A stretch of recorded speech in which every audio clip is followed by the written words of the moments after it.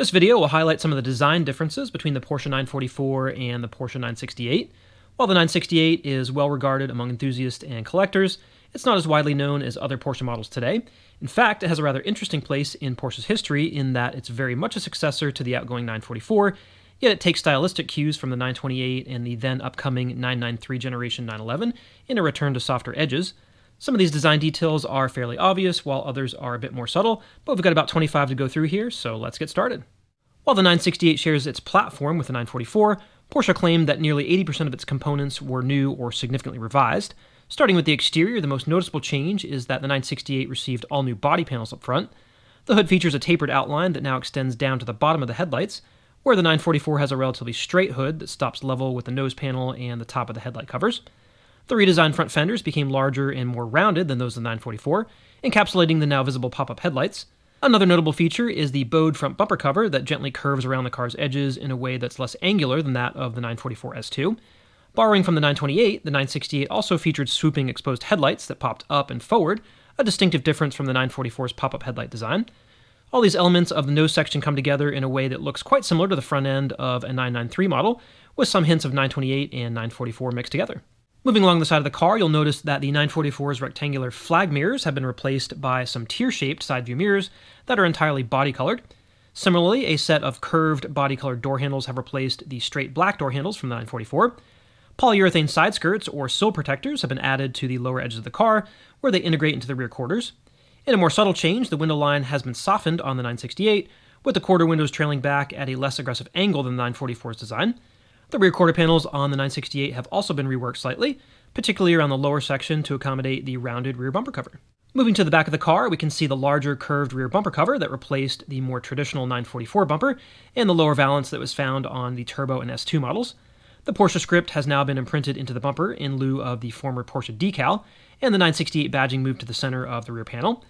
As for the rear spoiler, most 944 models featured a flexible polyurethane foam spoiler, with the exception of the 1991 S2 model that received a black bridge spoiler like the one found on the 968. However, the third brake light was relocated from the top of the hatch glass down to the base of the spoiler, and the hatch lock cylinder moved down in between the taillights, which have a quite unique design themselves. Here, the multicolored lenses from the 944 have been swapped out for lenses that present as a uniform red color, but using some internal optical lenses and color filters, they still functionally display with white reverse lights and amber indicators.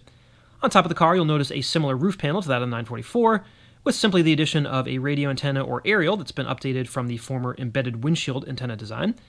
As for the wheels, the 16-inch Design 90 wheels that came standard on the 944 S2 have been replaced with a set of 16-inch cup wheels on the 968. Taken as a whole, these exterior changes give the 968 a bit of a softer look that's more in line with Porsche's traditional design philosophy and identity. If you've spent any time inside of a 944, the interior of the 968 will feel very familiar, with just a few changes. First, you'll notice that the audio system has been upgraded with woofers and mid-range speakers in place of the side door pockets, with a tweeter added to the top of each door panel. The formerly smooth interior door panels have also been redesigned with a stitched pattern along the sides. While the 944 seat design was carried forward to the 1992 and 1993 models, the 993 comfort design was incorporated for the 1994 and 1995 model years, which gave the interior a slightly softer look. Along with the front seats, Porsche changed the design of the rear seats from the traditional 944 full seat design to the new 993 Comfort individual bucket design in 1994. The center storage pocket was also downsized due to the addition of an analog clock below the head unit, and the prior digital clock replaced with a digital air temperature gauge, that is to say with the exception of the 968 Club Sport models, which retain the larger center storage pocket and digital clock from the 944. Also on the dash here, we can see that the hazard switch button is now red instead of black, a rather minor change in color, and finally the 968 featured either a 6-speed manual or a 4-speed Tiptronic transmission, which is a departure from the 944's 5-speed manual or 3-speed automatic options. Moving now into the engine compartment, we'll touch briefly on performance here, but again spend most of our time on the primary design differences.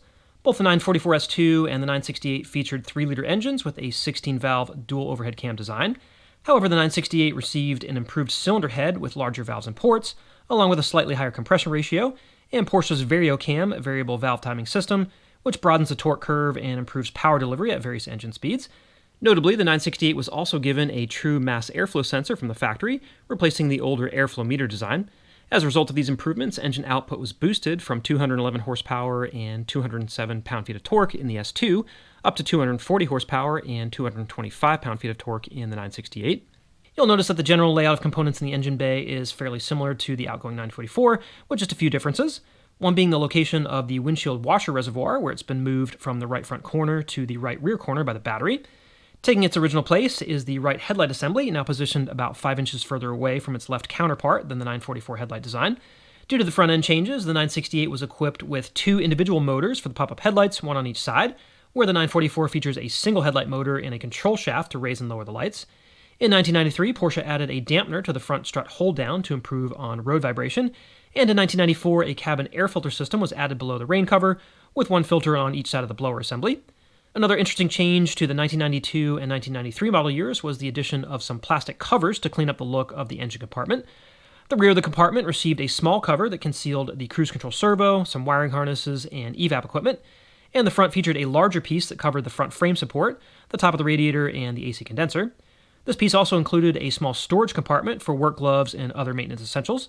However, in order to reduce cost and simplify production, Porsche ended up deleting these covers from the 1994 and 1995 model years. A less obvious difference to mention up here is the addition of some R134A refrigerant components for the 1993 to 1995 model years. Porsche implemented this change following regulatory requirements to replace the ozone-depleting R12 refrigerant used in the earlier 1992 models. Despite these design changes and performance improvements, production and sales slowly declined throughout the 968's life cycle, continuing the trend from the 944 in the early 1990s, never quite reaching the peak sales levels of the 924 or the 944. Ultimately, consumers had lost some interest in the product as the automotive industry evolved and other competitive products were brought to market. But the fact remains that in many ways, the 968 was the very best of the transaxle models from a performance and technology perspective, and it certainly goes down as a testament to Porsche's passion and commitment to continuously iterate and improve upon their designs.